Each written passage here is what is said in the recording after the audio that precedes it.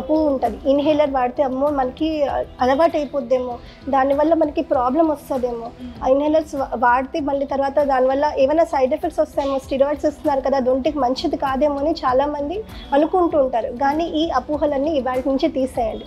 ఆస్మాకి one and only treatment ఇన్హేలర్సే. ఎందుకంటే మనం వాడలేదనుకోండి every ఇయర్కి 2 to 3% పర్మనెంట్ లంగ్ డ్యామేజ్ వస్తుంది. సో ఆ డ్యామేజ్ని మనం ప్రివెంట్ చేయకుండా ఖచ్చితంగా ఇన్హేలర్స్ అనేది వాడాలి.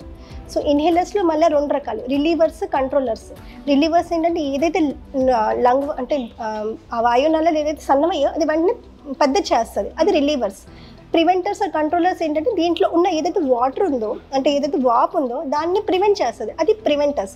సో ఖచ్చితంగా ఈ రిలీవర్స్ ప్రివెంటర్స్ కలిపే వాడాలి. స్టిరాయిడ్స్ అనేది కంపల్సరీ ఇన్హేలర్లో వాడాలి, అదే ప్రివెంటివ్ ట్రీట్మెంట్. సో ఏదైనా మీరు చేయాలి అనుకుంటే ఇన్హేలర్ ఖచ్చితంగా వాడాల్సిందే. సో వింటర్లో